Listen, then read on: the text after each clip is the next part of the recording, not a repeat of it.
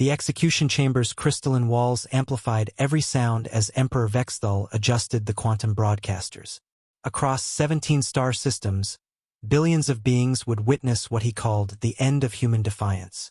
The girl strapped to the neural dissolution table couldn't have been more than 16 standard years old. Maya Rodriguez had been caught smuggling quantum encryption codes to the rebellion. Her crime: attempting to break the Empire's monopoly on faster-than-light communication. Now she would serve as an example. "Begin transmission," Vexthal commanded, his 4 eyes gleaming with satisfaction. The girl looked directly into the primary camera, her dark hair matted with sweat, but her gaze steady. "My name is Maya Rodriguez," she said, her voice carrying across the galaxy. "I am human, I am free, and I am not afraid."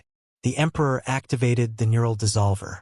Maya's body convulsed as the machine began systematically destroying her nervous system, cell by cell. The process was designed to take exactly 30 minutes, long enough to demonstrate the Empire's power, broadcast live to every inhabited world.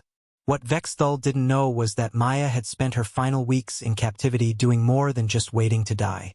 She had been thinking, calculating, and most importantly, remembering everything she had learned about quantum entanglement from her father, the physicist Dr. Marcus Rodriguez. At the moment of her execution, Maya wasn't just dying. She was becoming something else entirely. The human brain, her father had theorized, might be naturally quantum entangled with the fundamental structure of spacetime itself. Consciousness, he believed, existed partially outside normal dimensional boundaries. It was why humans alone among all known species had developed faster-than-light communication technology, and why the Empire had been so desperate to control them.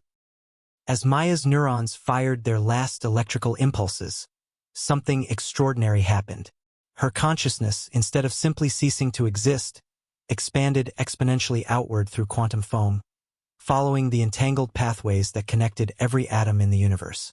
17 minutes into the execution, the first ships began falling out of hyperspace. The Empire's faster-than-light network relied on a carefully maintained system of quantum beacons, each one calibrated to specific frequencies.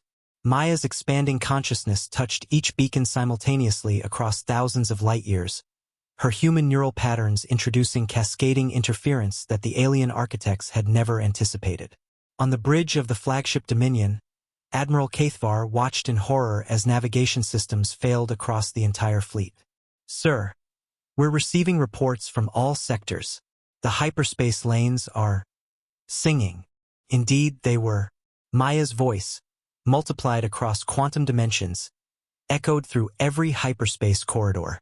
Not words, but pure emotion, the accumulated pain and hope of every human who had ever looked up at the stars and dreamed of freedom. 23 minutes after the execution began, the economic heart of the Empire, the automated trading networks that managed commerce across 17 systems, began receiving corrupted data packets. Each packet contained fragments of human memory, pieces of Maya's consciousness that had learned to replicate and spread through any quantum-enabled system. The Empire's rigid artificial intelligence, designed for perfect predictability, couldn't process the chaotic beauty of human dreams and memories. Banking systems crashed. Supply lines dissolved. Communication networks began broadcasting fragments of Earth poetry and children's laughter instead of military commands.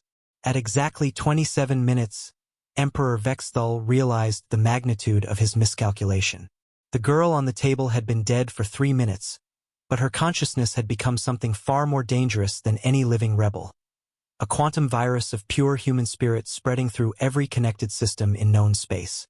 The last transmission from the imperial capital was brief. "The humans were right about consciousness. We should have listened." By the 28th minute, Maya Rodriguez had become the galaxy's first truly distributed intelligence, and the thousand-year empire had learned too late that some things cannot be killed, only transformed into something infinitely more powerful. The rebellion found empty imperial ships drifting in space. Their crews vanished, their computers displaying the same message in every known language: "I am human. I am free. I am everywhere."